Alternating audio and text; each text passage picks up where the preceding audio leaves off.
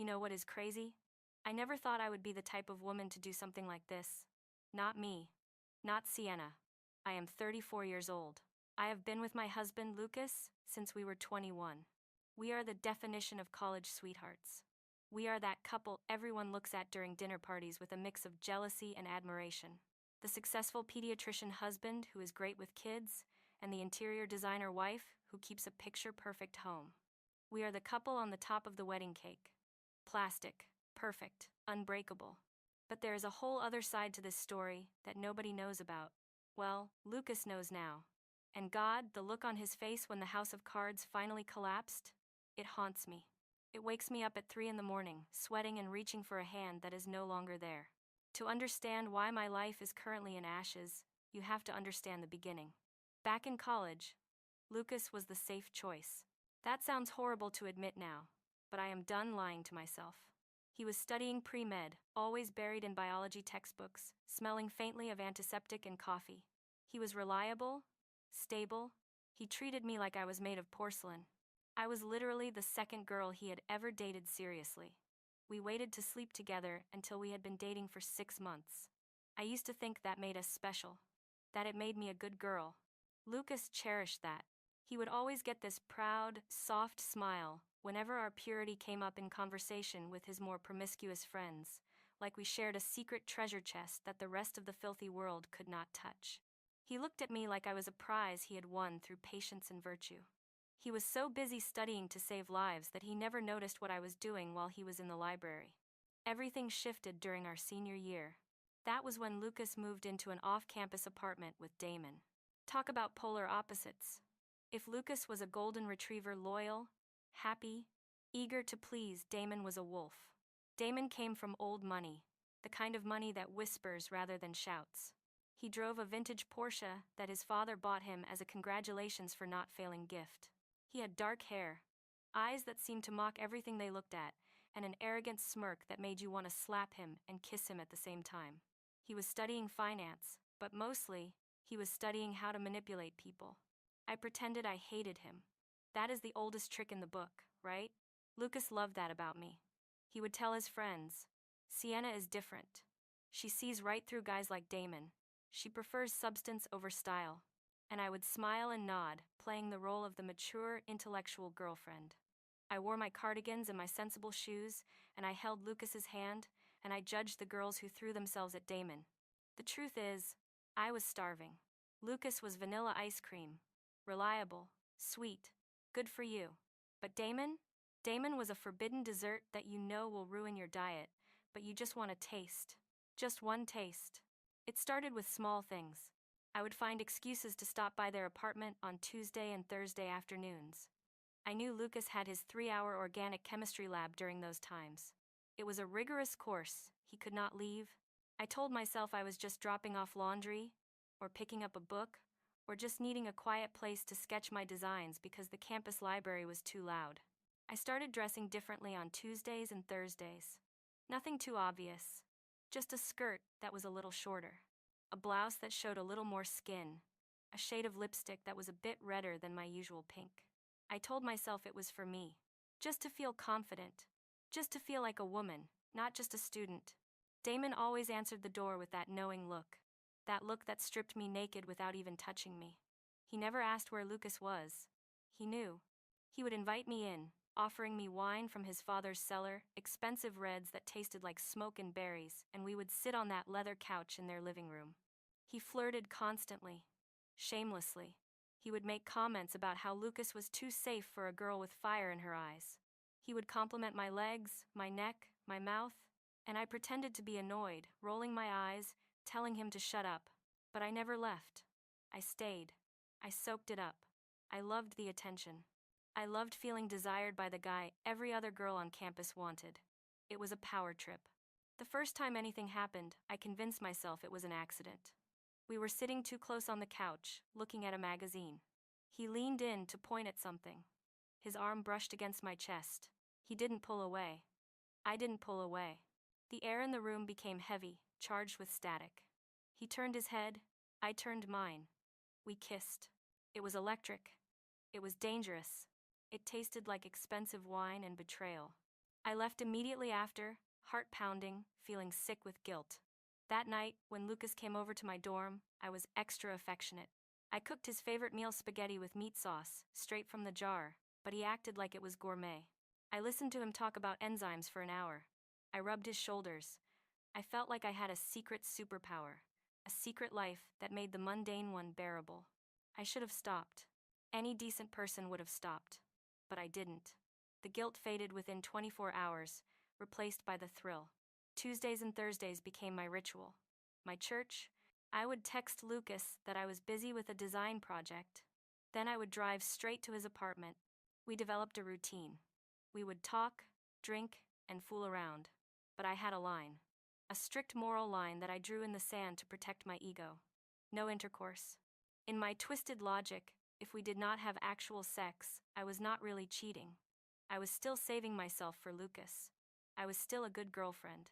So, I did other things. Things I never did with Lucas. I went down on Damon. Often. Enthusiastically. I let him do things to me with his hands and his mouth that I would never let Lucas do because I didn't want Lucas to think I was dirty. With Damon, I could be dirty. I could be wild. With Lucas, I had to be the future doctor's wife. It went on for 4 months. 15 weeks of lies. 15 weeks of Lucas studying to build our future while I was on his knees in his living room. I got weirdly good at compartmentalizing. I would leave Damon's apartment, check my makeup in the rearview mirror, apply fresh lipstick to hide the swelling, and meet Lucas for dinner like nothing happened. When graduation came, Damon moved to London for a job at a hedge fund. We didn't even say goodbye properly. He just nodded at me during the ceremony, a smirk on his lips, like we shared a joke that only we understood. And just like that, it was over. I threw myself into building a life with Lucas. We got married a year later. We bought the big house in the suburbs. We had 2 beautiful daughters. For 10 years, I was the perfect wife. Lucas became a successful pediatrician, beloved by the community. I built my own interior design firm. We were the power couple. I buried the memories of Damon deep down. I convinced myself it was just a college phase, a glitch in the system, a sowing of wild oats that I had gotten out of my system so I could be the perfect partner. And I was happy. I really was. Lucas is a good man. He brings me coffee in bed. He remembers anniversaries. He is the rock of our family. But happiness can be boring. And boredom is a dangerous thing for a woman like me. It started innocently enough. Or at least, that is what I told myself. Last month, a notification popped up on my phone while I was waiting in the carpool line to pick up the girls. Damon Vance sent you a friend request. My heart actually skipped a beat. A physical reaction. A thud against my ribs. I stared at the name. I hadn't seen it in over a decade. I clicked on his profile. He looked incredible. He was standing on the deck of a yacht in the Mediterranean, holding a glass of champagne. He was tan, fit, wearing a linen shirt unbuttoned halfway down his chest. He looked wealthy. He looked worldly. He looked like adventure. I looked at my own reflection in the rearview mirror. I saw a mom. I saw tired eyes. I saw a woman who spent her days arguing with contractors about tile samples and her nights folding laundry. My life felt very small, very gray. I should have deleted the request. I should have blocked him. I knew deep down that opening this door was playing with fire. But I didn't. I clicked accept. Just out of curiosity, I told myself. Just to be polite. The first message came 10 minutes later. Hey, stranger. Long time. 2 words. That is all it took to blow up my life. I waited an hour to reply. I didn't want to seem eager. Hi, Damon. It has been a while. How are you? Better now, he replied instantly. I was just thinking about college. The good old days. We started messaging. At first, it was just catching up. He asked about my life. I gave him the polished version, the successful business, the house, the kids. He told me about his penthouse in New York, his trips to Dubai, his rotation of models he dated but never committed to. Then, the tone shifted. He brought up college. He called them our study sessions. Do you ever tell the good doctor about our Tuesday afternoons? He asked one night. I was sitting in bed next to Lucas. Lucas was reading a medical journal, his glasses perched on his nose. He looked so safe, so predictable. I typed back, no, never. Good, Damon replied. Some things are better kept secret. God knows I still think about that mouth of yours. I stared at the screen. My face flushed hot. A rush of adrenaline flooded my system. It was the same rush I felt at 21. I should have thrown the phone across the room. I should have shown Lucas. Instead, I felt a surge of validation. I was desired. I wasn't just a mom, I was Sienna, the girl with the mouth. I didn't scold him. I didn't block him. I replied with a winky face emoji. That was the beginning of the end. For the last 3 weeks, I have been living in a fog. I was physically present with Lucas and the kids, but mentally, I was with Damon. I checked my phone constantly. I smiled at my screen while Lucas was telling me about his day at the clinic. I started finding reasons to stay up late after Lucas went to sleep, just so I could message Damon freely. We texted about everything. We sexted. He asked me what I was wearing. He asked me to send photos.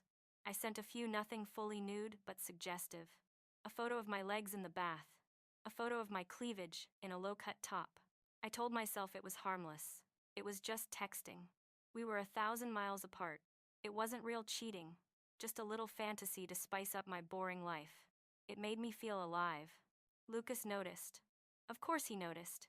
He is a doctor. His job is to observe details. He notices when a child has a slight fever. He notices when a shadow on an X-ray is wrong. He noticed his wife was drifting away. You seem distant lately, Sienna, he said one night over dinner. He had cooked salmon. He was trying. Is everything okay? I felt a spike of irritation. Why did he have to be so attentive? Why couldn't he just be oblivious? I am fine, I snapped. Harsher than I intended. Just stressed with the new renovation project. Why do you always have to analyze me? He looked hurt. He put his fork down. I am not analyzing you. I am worried about you. You are always on your phone. You barely look at me. Oh, so now I can't check my emails? I said, raising my voice. I went on the offensive. You are being ridiculous, Lucas. You are so insecure sometimes. Just let me breathe. I gaslit him. I used his kindness against him. I made him feel guilty for asking, just to cover my own tracks. I watched him retreat, apologizing for bothering me, and I felt a twisted sense of victory. I had protected my secret. Then, the opportunity came. Damon messaged me on a Monday. I am coming to town for a business meeting on Wednesday. I have a few hours to kill in the afternoon. Let's get coffee, for old time's sake. I stared at the message. Coffee. Just coffee. Okay, I typed. Where? I didn't hesitate. I didn't think about the risk. I started planning immediately.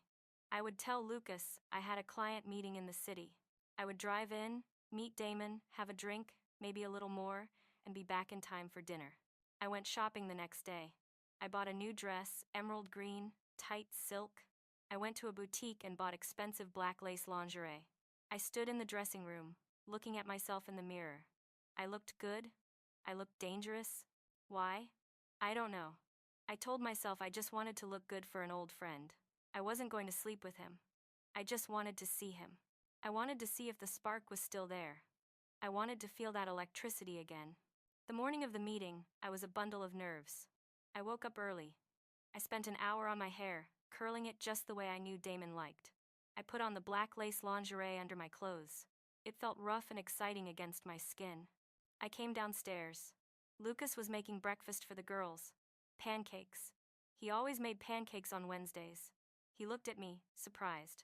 You look nice, he said. Big meeting? Huge, I lied smoothly. New client. Very wealthy. Wants to redo an entire estate.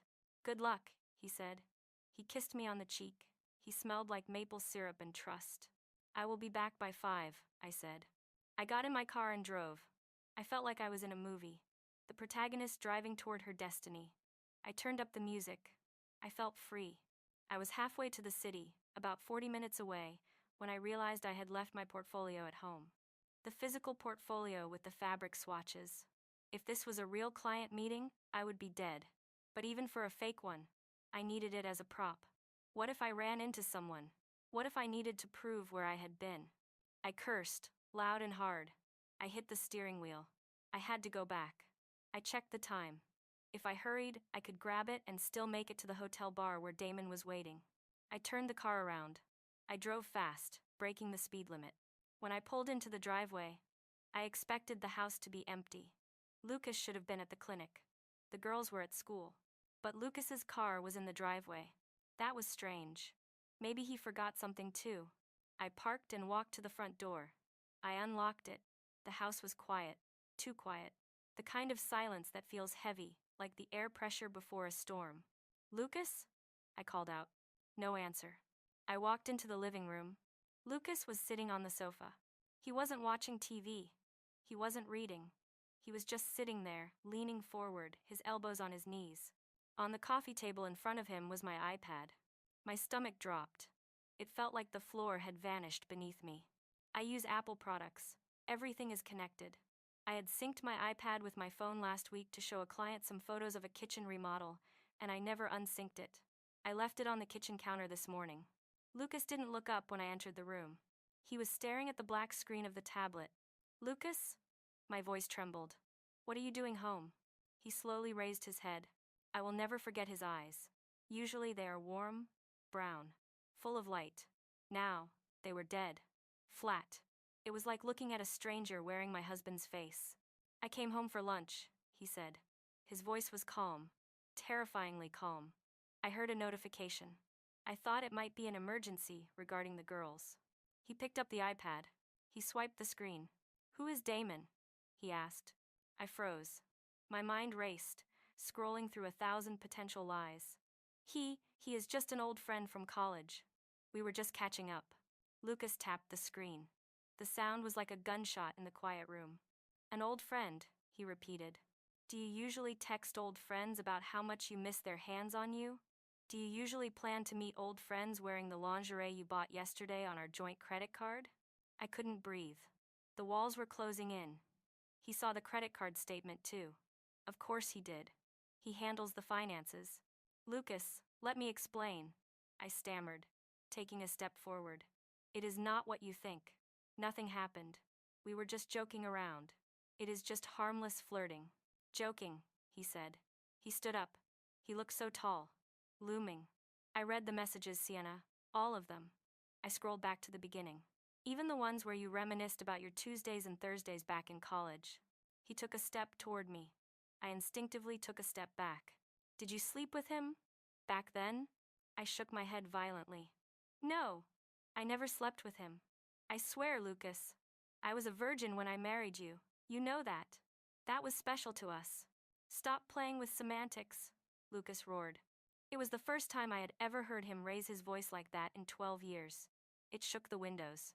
"I read what you wrote," he said, his voice trembling with rage. "You detailed it, Sienna. You joked about it with him. You said you went down on him. Regularly. While I was in class. While I was studying to build a future for us. While I was bragging to my friends about how pure and different you were." I started crying. The ugly, panicked tears of someone who has been caught. I was young. I was stupid. It didn't mean anything. It was just physical curiosity. I chose you, Lucas. I married you. I built a life with you. You chose me because I was safe, Lucas said. His voice dropped back down to that scary, cold whisper. It was worse than the yelling. "You chose me because I would pay the bills, because I would be a good father, because I was the safety net. But you gave him the passion. You gave him the excitement." He looked at me with pure disgust. "You know what hurts the most? It isn't even the sex acts. It is the disrespect. You were laughing about me, you and him. In these messages, you called me the good doctor. You made fun of how oblivious I was." "I am sorry," I sobbed, reaching for him. "I didn't mean it. I was just trying to impress him. I will block him. I won't go to the meeting. I will do anything, Lucas. Please." Lucas looked at the iPad one last time, then set it gently on the coffee table. "I messaged him for you," he said. My head snapped up. The tears stopped for a second. "What?" I replied. "About 20 minutes ago. I told him you couldn't make it because your husband found out you are a liar." I felt sick. Physically ill. "What? What did he say?" Lucas let out a short, dry laugh. It was a sound devoid of humor. "He sent a thumbs up emoji. And then he blocked you." The room spun. A thumbs up. That was it. That was all I was worth to Damon. A game. A momentary distraction. A conquest to revisit. And the moment it got messy, the moment real life intruded, he cut the cord with a single emoji. For that thumbs up, I had just incinerated my entire life. Lucas, please, I said, my voice cracking. He doesn't matter. You matter. We matter. He stepped back as if I were contagious, as if my touch would burn him. Don't touch me. He walked past me. He didn't look at me. He walked up the stairs. I stood there, paralyzed. I heard the door to the guest bedroom close. Then, the distinct click of the lock. I fell to my knees on the rug I had picked out 6 months ago, arguing that it tied the room together. Now, nothing held the room together. That was 5 days ago. Since then, I have been living in a nightmare. This is not the loud, screaming divorce you see in movies. This is something far worse. This is the silence punishment. Lucas is still here physically, but he is gone. He has ghosted me inside our own home. He sleeps in the guest room. The door is always locked. He wakes up before me, gets the girls ready for school, makes their lunch, and takes them to the bus stop. By the time I come downstairs, he is gone to the clinic. When he comes home, he engages with the children. He is a fantastic actor. He laughs with them. He helps them with their math homework. He asks them about their friends. But the moment the kids leave the room, the mask falls. His face shuts down. He becomes a statue. He doesn't look at me. He doesn't speak to me, unless it is absolutely necessary for the logistics of the house or the children. We need milk, he will say, looking at the refrigerator door, not at me.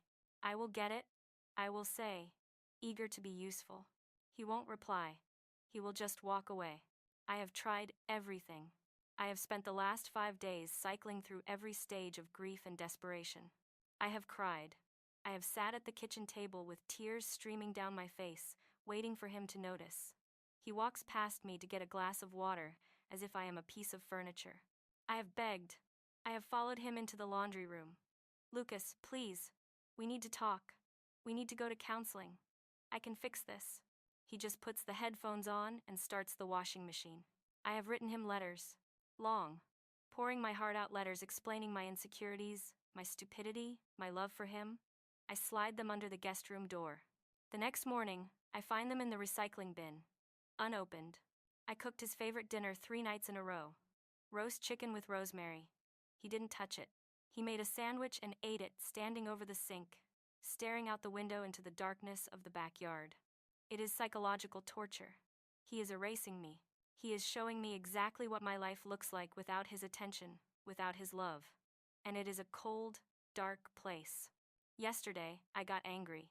The silence was driving me insane. The guilt curdled into defensive rage. I cornered him in the kitchen while he was making coffee. You have to talk to me, I screamed, slamming my hand on the counter. You can't just ignore me forever. I made a mistake. A mistake from 10 years ago and a few text messages. I didn't actually cheat on you physically this time. Does our marriage mean nothing? Does our family mean nothing? He turned to look at me. He took a sip of his coffee. His expression was so weary, so tired. You still don't get it, he said softly. Get what? I demanded. It is not about the sex, Sienna. It never was. He set the mug down. It is about the foundation, he said. Our entire marriage. Every happy memory I have of us. It is all tainted now. I am looking back at our wedding photos, and I am wondering if you were thinking of him. I am remembering when I was studying for my boards, stressed out of my mind, thinking I was building a life for a woman who respected me. But you were laughing at me. That is not true, I argued. I love you.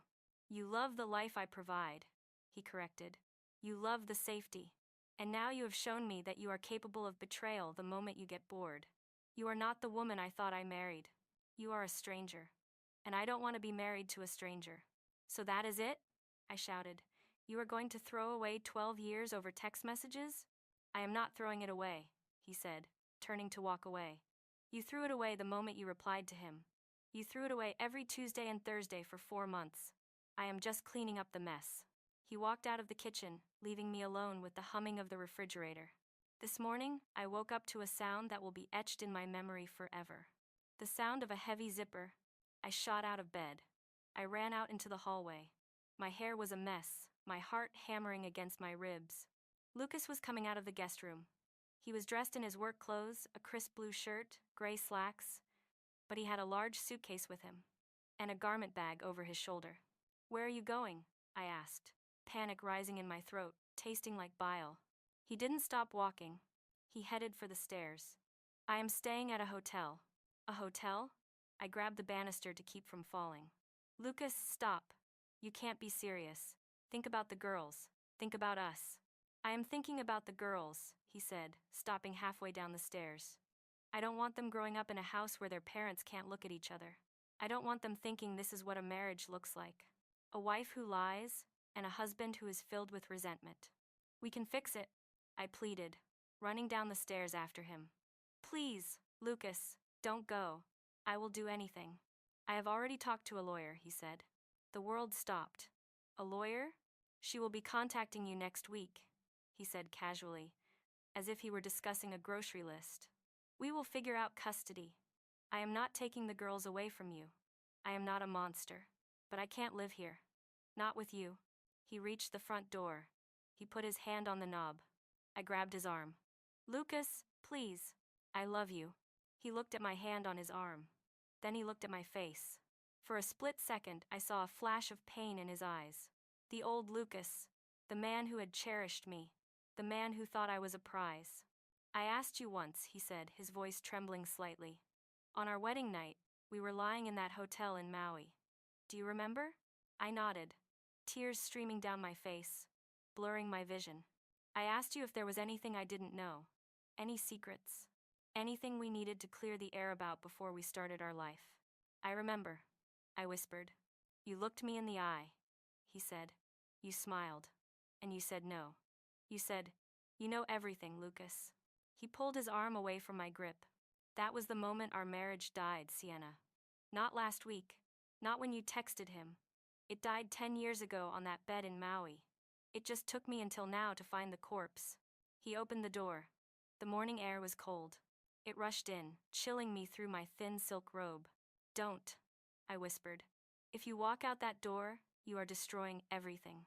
"Everything was already destroyed," he said. "You just put a nice coat of paint on it." And then he walked out. He closed the door behind him. He didn't slam it. He just closed it. A soft click. I ran to the window. I watched his car back out of the driveway. I watched him drive down the street, past the manicured lawns and the white picket fences of our perfect neighborhood. I waited for brake lights. I waited for him to hesitate, to realize he couldn't leave me. He didn't look back. Not once. He turned the corner and vanished. I stood there in the living room. It was perfectly designed. The color palette was flawless creams and grays. The furniture was high-end. It was a masterpiece of interior design. It was the life I had curated, the life I had protected, and it was completely empty. I sat down on the sofa where Lucas had sat when he found the iPad. The silence in the house was heavy, oppressive. It wasn't the silence of peace. It was the silence of a tomb. I picked up my phone. My hands were shaking. I went to my blocked list. I stared at Damon's name. A part of me, the sick, delusional, broken part of me, wanted to unblock him. Wanted to message him and say, "He left. I am free. Come get me." I wanted to salvage something from the wreckage. But then I remembered the thumbs up. I put the phone down on the coffee table. I pulled my knees to my chest and looked around my beautiful, empty kingdom. I had wanted excitement. I had wanted drama. I had wanted to feel something intense, because peace felt like boredom. Well, I felt it now. I felt the crushing weight of absolute, irreversible regret. I felt the cold reality that I was 34 years old, and I had just traded the love of a good man for a digital fantasy and a college memory. I closed my eyes and listened to the silence. It was the loudest sound I had ever heard. And I knew, with terrifying certainty, that this silence was going to last a very, very long time.